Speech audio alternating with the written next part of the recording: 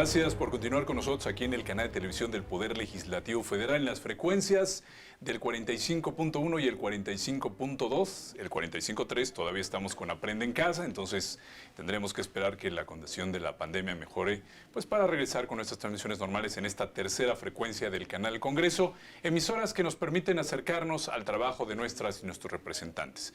Bueno, y en los momentos en que estamos platicando, estamos grabando esta entrevista, se está dando ya en la Cámara de Diputados una discusión fundamental que tiene que ver con el presupuesto de egresos de la Federación para el ejercicio fiscal 2021. Vamos a platicar con un legislador emblemático, fundamental para pues muchas legislaturas, no solo esta, siempre lo hemos visto trabajando muy activamente. Es por ello que le agradecemos al diputado Reginaldo Sandoval que nos regale unos minutos al canal Congreso. Diputado, muchísimas gracias. Muchísimas gracias por invitarnos. Felicidades porque esta tarea que hacen para mantener al pueblo de México informado. Diputado, pues vamos a empezar esta charla con el tema del presupuesto. Usted es especialista en temas económicos, esto lo tenemos bien presente y queremos que nos ayude a entender en qué situación están ustedes discutiendo el presupuesto. Sabemos que hay una situación económica no solo en México, sino a nivel internacional compleja por la pandemia que estamos enfrentando, pero sin embargo ustedes están haciendo un trabajo en la Comisión de Presupuesto relevante y están tratando de lograr el mejor presupuesto. Sí, mira, te explico un poco el contexto. Es un tema difícil, complejo, porque las variables exógenas o las variables internacionales no están favoreciendo y en el caso de nuestro país, pues el tema de la pandemia llevó a la parálisis económica por priorizar el tema de salud, que me pareció adecuado e importante. Pero a pesar de eso, lo que tenemos que reconocer es que solo va a variar en términos reales lo que es el presupuesto ley de ingresos del 2019 o del 2020 para 2021 en punto 3 en términos reales. ¿Qué significa? Que a pesar de que cayó el tema económico, la recaudación no se cayó y se plantea que entonces para la proyección 2021 tampoco caiga, porque aquí pues tenemos una situación compleja, la actividad económica sí está dificultando los ingresos, porque en el 2020 recogimos lo que se produjo en 2019 y 2021 vamos a recoger lo que fue 2020 y lo que es 2020 pues sí hay una afectación un poco pesada.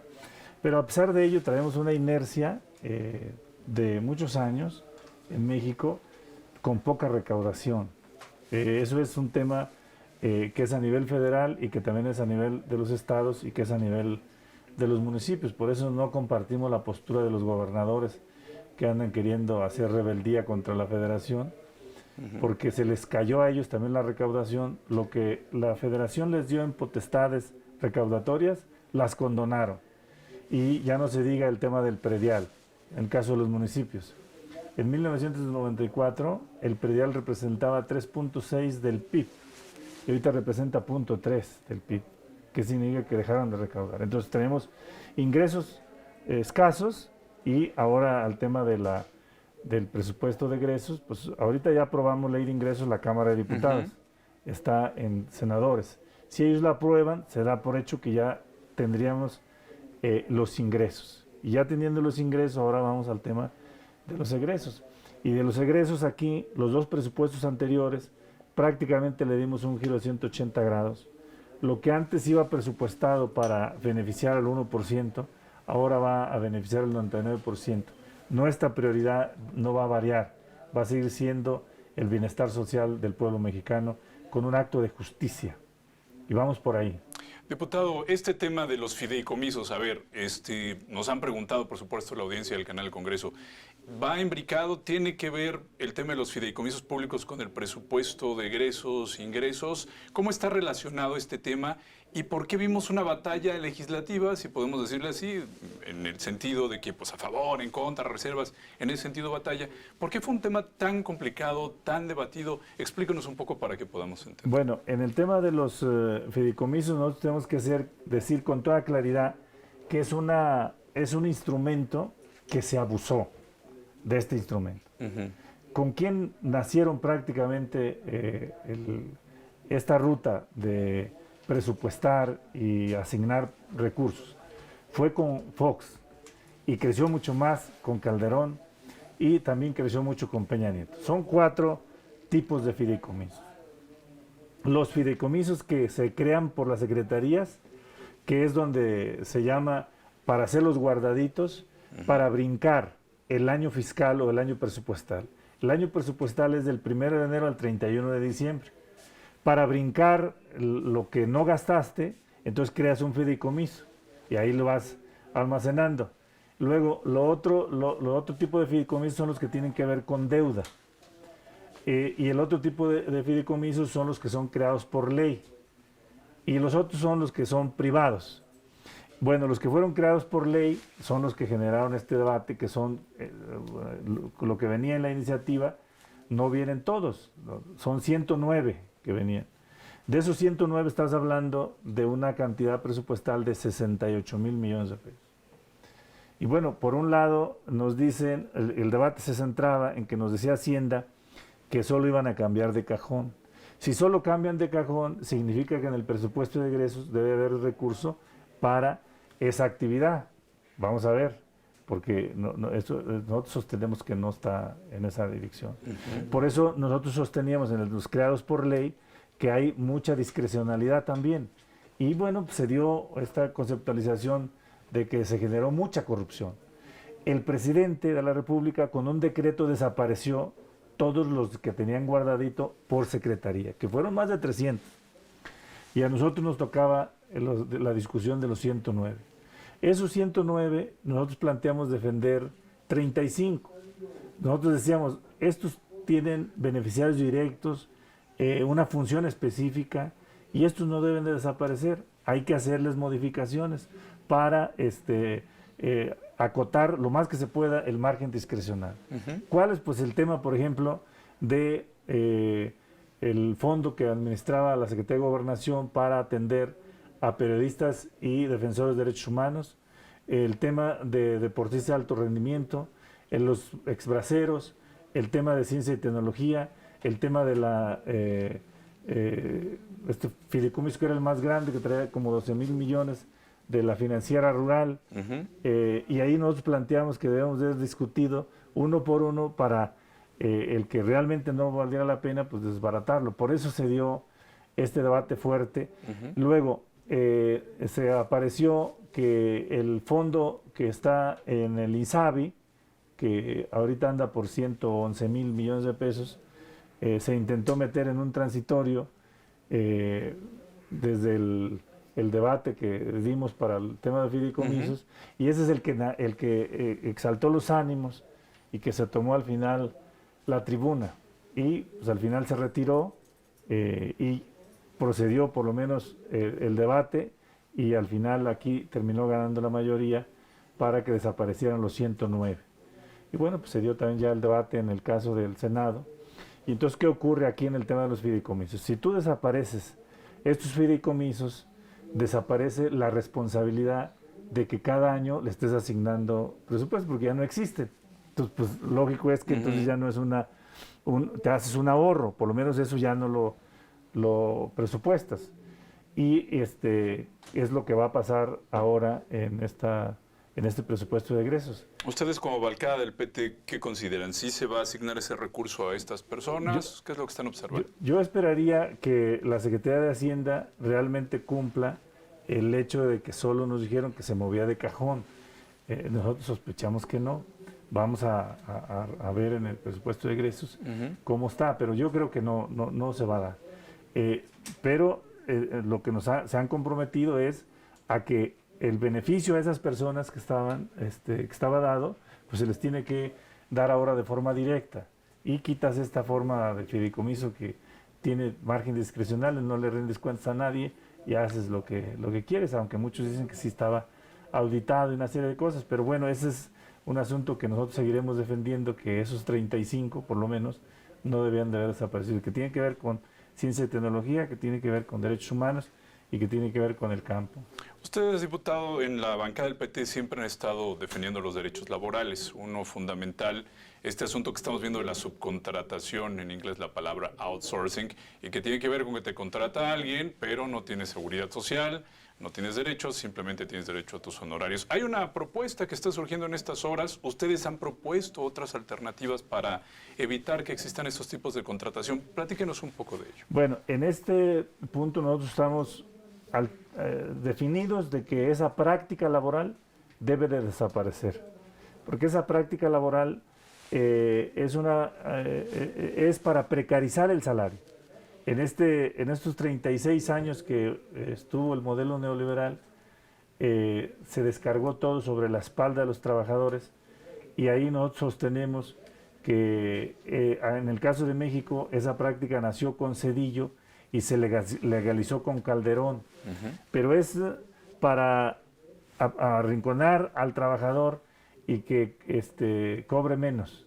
Y bueno, pues es una práctica que ha hecho que en México se explote verdaderamente de forma brutal a los trabajadores. Por eso nosotros planteamos que debe desaparecer. Hay algunos que plantean que la debemos regularizar.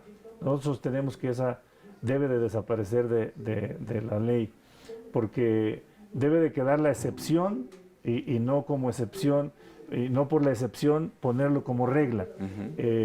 Mira, por ejemplo, en 36 años el salario mínimo de México subió por abajo de la inflación. Una precarización salarial verdaderamente brutal, que el poder adquisitivo del salario llegó a perder hasta el 70-76% de poder adquisitivo. Toda esta precarización salarial logró un acumulado de riqueza de 54 billones de pesos. Y eso se fue a la utilidad, no se fue al gobierno. ¿Y por qué ocurrió todo esto? Por los sindicatos corporativos, los sindicatos charros, los sindicatos que estuvieron siempre del lado del patrón y del lado del gobierno y golpeando al trabajador. Y aquí tenemos el grave problema de que del 100% de trabajadores que existen en este país, solo el 6% está sindicalizado. Y casi la mayoría está en el apartado A, en el apartado B, no en el apartado A.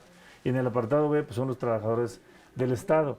Y el Estado también cayó en esta práctica de precarización salarial. Aquí mismo la Cámara cayó en esa práctica donde todos los trabajadores de limpieza los metieron por outsourcing o subcontratación. ¿Y qué ocurrió? Mira nada más, ahora que nuestro grupo y logramos que se quitara esta práctica, se demostró que al trabajador le daban 4,000 pesos cuando le deben de estar los 9,000, o le daban 5,000 cuando su salario de 10 o 12,000. O sea, la subcontratación se comía el 50% del producto del esfuerzo del trabajador de la Cámara. Imagínate cómo está en el país esa práctica. Ahora que entró el tema de la pandemia, a los primeros que despidieron fueron los que están por outsourcing. Y ahí, ¿qué hacen por el tema del outsourcing? Evaden ISR, evaden cuotas al Seguro Social, Infonavit, y no contentos con eso, le quitan más de la mitad del sueldo al trabajador. Yo tengo un amigo que trabajaba en la Honda, de acá de Irapuato, de Silao, y él por sus amistades llegó a tener comunicación con los directivos y le dijeron, ¿cuánto sale directo de la empresa sueldo para mí? Es bueno, aquí para ti salen 50,000 pesos. Pero ¿cómo si a mí solo me llevan 14,000?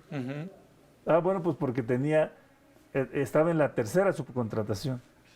Vaya. Imagínate, todo lo que se comía. Entonces no hay duda de que eso hay que desaparecerlo, es un abuso. Los detractores del incremento del salario mínimo de los trabajadores siempre aluden a la inflación, a problemas secundarios si se toman este tipo de acciones. Bueno, ¿qué es lo que pasa realmente? Ese es el argumento siempre del Banco de México. Y ahí, por ejemplo, nosotros en el Banco de México tenemos una iniciativa para modificar la función del Banco de México. Ellos solo tienen como tarea el tema de controlar la inflación. Nosotros queremos agregarles que tengan como tarea el empleo, para que haya una discusión entre la generación de empleo y el tema de la inflación, porque como dicen que solo su función es el tema de mantener la inflación a raya, y dicen si sube el salario, sube el consumo y sube la inflación, y ya se demostró que eso es falso, porque en el 2019 por primera vez el salario después de 36 años de modelo neoliberal subió 16% y la inflación cayó. En el 2020 subió 20% y la inflación se mantiene. Entonces es falso lo que nos han dicho hasta ahora, pero hay que dar debate con el Banco Central porque ese ha sido su argumento. Pero es un argumento falso, es un argumento de concepción neoliberal que ya no lo debemos de permitir. Finalmente, diputado, en esta legislatura, la 64ª, ustedes observaron la reforma educativa de legislaturas anteriores, tomaron decisiones constitucionales y nuevamente un nuevo paradigma, una nueva forma de orientar la educación en México. Pues platícanos un poco de esta decisión y también de lo que nos falta o les falta a ustedes en el Poder Legislativo sobre esta nueva reforma educativa. Bueno, en el tema educativo para nosotros es fundamental porque nosotros sostenemos que la educación es el riel sobre el que camina la cuarta transformación. Primera transformación, segunda transformación, tercera transformación se nos quedó por falta de educación y formación de nuestro pueblo. 1910 solo el 10% de mexicanos sabía leer y escribir. Y entonces nosotros agarramos la ruta desde la reforma al tercero constitucional. Fuimos el único grupo que presentó iniciativa de reforma al tercero constitucional y las 3 leyes secundarias. Y somos el único grupo que está presentando ahora iniciativa de reforma a la Ley General de Educación Superior. Y estamos también trabajando la Ley de Ciencia y Tecnología e Innovación, que es la que nos falta. Nosotros sostenemos que de la cuarta T, el área de la Secretaría de Educación, concretamente Esteban Moctezuma, es el área más conservadora de la cuarta T. Y aquí dimos el debate y al final sí logramos avances en la reforma al tercero constitucional, como incluir la educación inicial como parte de la educación básica, que fuera obligatoria y gratuita y su cumplimiento fuera gradual. Logramos que los maestros no tuvieran un estado de excepción, que era lo que hizo la reforma de Peña Nieto, de que su relación laboral, en lugar de tenerla en el 123, la jaló al tercero constitucional, pero punitivamente. Y ahí nosotros logramos el 16º transitorio que hace que el estado de excepción por lo menos se vuelva positivo y se regrese al 123 constitucional. Entre otras cosas, el tema del federalismo educativo y una serie de cosas que logramos que quedaran en el tercero constitucional, no como quisiéramos, porque nosotros queríamos meter el principio de la intangibilidad de la dignidad humana en el tercero constitucional para ir jalando de una constitución aspiracional, de una constitución declarativa a una constitución garantista. No logramos eso todavía.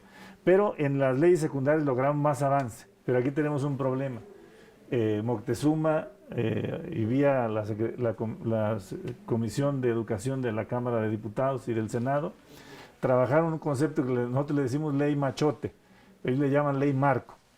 La mandaron a las legislaturas de los estados y esa ley marco es totalmente regresiva a los avances que habíamos conquistado en el tercero constitucional y leyes secundarias. Y bueno, pues ahí van otra vez, desbaratan el tema de la educación inicial, educación especial, educación indígena, fuera federalismo educativo y vuelven a instalar el examen de ingreso de forma punitiva. Y bueno, traemos un debate ahí fuerte. Ahorita estamos presentando la Ley General de Educación Superior, que ahora como Cámara de Origen la metieron la vía por el Senado, porque aquí ya sabían que que nosotros damos debate serio y fuerte. Y bueno, estamos esperando. El día de ayer tuvimos un foro muy grande ya que organizaron unos jóvenes. Y bueno, pues ahí nosotros quisiéramos que entrara a participar todas las maestros de las universidades, estudiantes de las universidades, trabajadores de las universidades, los que no entran a las universidades, porque nos la quitó la NUES, el tema de, nos planteamos, como lo decía el presidente de la República, que no haya examen de admisión, porque ese examen de admisión es el pretexto para despedir o rechazar a miles de jóvenes que se quedan sin esta oportunidad. Y aquí en esta ruta nosotros planteamos que ha avanzado mucho el negocio privado y nosotros vamos por el rescate de la educación pública superior. Diputado Reginaldo Sandoval, no resta más que agradecerle que nos haya dado estas explicaciones tan puntuales y por supuesto invitar a la audiencia que esté pendiente del debate que viene, el presupuesto de egresos, donde seguramente la bancada del PT estará dando estos argumentos en tribuna. Muchísimas gracias. Muchísimas gracias por la invitación, estamos a la orden y un saludo a todo el auditorio. Muchas gracias. De este canal. Pues nosotros continuamos aquí en el canal de televisión del Poder Legislativo Federal. Lo invitamos, por supuesto, a que esté pendiente de estas pláticas que estamos haciendo con nuestras y nuestros representantes. Continúa en el canal del Congreso, el Parlamento abierto a las y los ciudadanos. Hasta muy pronto.